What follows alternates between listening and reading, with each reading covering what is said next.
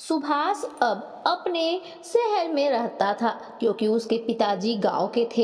लेकिन उसे बहुत मेहनत से पढ़ा लिखा कर और शहर पढ़ने के लिए भेज दिए थे। लेकिन अचानक पिताजी की कैसी मृत्यु हो गई, यह सुनकर सुभाष बहुत ही बौखला गया और फटाफट गाड़ी पकड़कर गांव आया। जब गांव आया तो पिताजी की मृत्यु को कारण समझकर सुनकर उसे बहुत शौक लगा। तो दोस्तों, यह स्टोरी सुनने से पहले मेरे चैनल पर नए हैं तो प्लीज लाइक सब्सक्राइब शेयर कीजिएगा। तो चलिए स्टोरी को स्टार्ट करते हैं। सुभाष मिडिल क्लास परिवार का फैमिली है, लेकिन उसके पिताजी अपने सुभाष को बहुत पढ़ाना लिखाना चाह रहे थे। इसलिए सुभाष को पढ़ाने के लिए गांव के ही विद्यालय में भेजा करते थे। लेकिन यह गांव एक ऐसे आदमी का गुलाम था जो बिल्कुल भी यह नहीं चाहता था कि गांव के लोग पढ़ लिख कर विद्वान हो जाए। इसलिए वह गांव का वह आदमी स्कूल ही सारा बंद करवा देता है। गांव में उसकी ही चलती चलती थी और इसलिए सुभाष के पिताजी सुभाष को पढ़ने के लिए शहर भेज दिए। सुभाष शहर आ गया पढ़ने के लिए और बहुत मेहनत से पढ़ाई लिखाई करने लगा। यह बात जब उस गांव के जमींदार को पता चला तो वह बहुत उसको अच्छा नहीं लगा। इसलिए सुभाष के पिताजी पर किसी बहाने से कर्ज उससे लिवा लिया और कर्ज के बहाने से ही हर महीने तनख्वाह पे तनख्वाह वसूल करने लगा। 15,000 का कर्ज सुभाष के पिताजी उस समय लिए थे सुभाष को स्कूल में एडमिशन करवाने के लिए, और वह कर्जा आज करोड़ों रुपया में हो गया। यह बात सुभाष जी के पिताजी को हजम नहीं हुआ। वह चौधरी के पास गए और बोले कि गांव का जमींदार, तुम किस प्रकार से कह रहे हो कि मैं तुमसे इतना सारा पैसा ले लिया हूँ। लेकिन गांव का जमींदार मानने को तैयार ही नहीं हुआ और सुभाष के पिताजी पर हर महीने उनको कर्ज में बांध दिया और ब्याज जोड़ते जोड़ते सुभाष के पिताजी चिंतित हो गए। उनके पास जितना भी जमा पूंजी था, खेत खलिहान था, सारा बिक गया। बस एक घर और छोटा सा खेत बच गया था। यही सब सोच के मारे उनकी देहांत हो गई।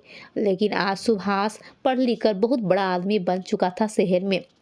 वे तो अपने माता पिता को साल में आया था भेंट करने।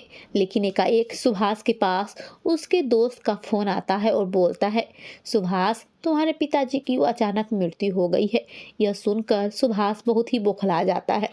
जब गांव आता है तो अपने पिताजी को आग देकर उन्हें मुक्ति देते हैं और फिर कसम खाता है कि पिताजी के जिसके कारण मृत्यु हुई है उसको अच्छी सबक सिखाएगा। जब सुभाष को यह पता चलता है कि बचपन में लिए हुए कर्ज के कारण पिताजी चिंतित होकर अपना जान गंवा बैठे हैं उस जमींदार के कारण, तो जमींदार को सबक सिखाना चाह ही रहा था कि जमींदार घर पर ही आकर उसे सुभाष को बोलता है कि तुम्हारे पिताजी तो अपनी जान गंवा दी, कर्ज में डूबे ही रह गए, अपना कर्ज सर से हल्का नहीं कर पाए, अब वह कर्ज तुम्हें उतारना है। यह बात सुनकर सुभाष बहुत बौखला गया और बोला, कौन सा कर्ज?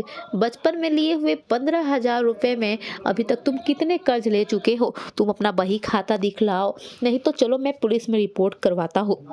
जमींदार यह बात सुनकर बहुत ही बौखला जाता है। उस समय तो चुपचाप चला जाता है, लेकिन धीरे धीरे अपना कर्ज लेने के लिए सोचता है। सुभाष भी गांव में ही रहकर लोगों को प्रेरणा देता है और विद्यालय खुलवाता है अपने खेत के जमीन पर।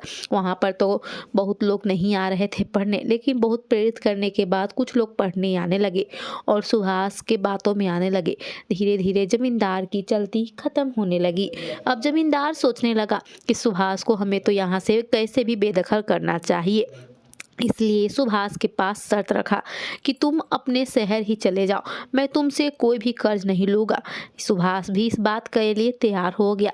ठीक है, मैं शहर चला जाऊंगा, लेकिन तुम्हें सबक सिखाने के बाद। और जहाँ तक कर्ज की बात है, वह कर्ज तो अब तुम्हें ही देना है, क्योंकि इतने पैसे मिलाकर तुम्हारे पास अब मेरे लगभग 60 लाख और 59,000 रुपये जमा हो गए हैं।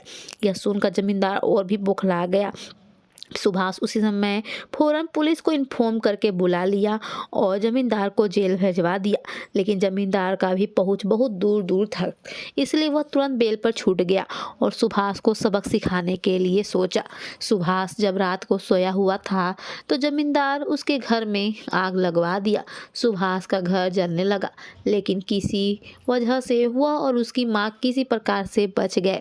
लेकिन जब यह बात सुभाष को पता चला तो वह जमींदार को भी जान से मारने के लिए सोचने लगा। लेकिन यह बात पुलिस को पता चल गया और जमींदार को इन्फॉर्म करके पुलिस अपने साथ ले गया, क्योंकि पुलिस को भी बहुत सारे सुराग मिल गए थे जमींदार के खिलाफ। गांव वाले भी अब पढ़ लिख लिए थे, इसलिए सुभाष की बात मान रहे थे। गांव वाले के पास भी अब दिमाग आ गया था, इसलिए वह जमींदार के खिलाफ वे लोग भी आवाज़ उठाए और अब जमींदार का ना पॉसिबल हो गया था निकलने के लिए। सुभाष अपने गांव को बहुत ही तरक्की के रास्ते पर ले गया था। सब सुभाष को बहुत ही वाहवाही दे रहे थे। सुभाष के पिताजी के नाम से ही उस गांव का फिर से नाम रखा गया और अब सब कोई भी किसी से भी नहीं डरता था। कर्ज भी लेता था तो हिसाब से सूद ब्याज के साथ तुरंत फौरन ही लौटा दिया जाता था। अब कोई भी उस गांव का मालिक नहीं था, सब अपने अपने मालिक थे। आज सुभाष की सूझबूझ की वजह से गांव वाले खुशहाली की जिंदगी जी रहे थे। तो दोस्तों, ये छोटी सी स्टोरी कैसी लगी? अगर सचमुच दिल को भा गया हो तो ज़्यादा से ज़्यादा लाइक शेयर सब्सक्राइब कीजिएगा। धन्यवाद।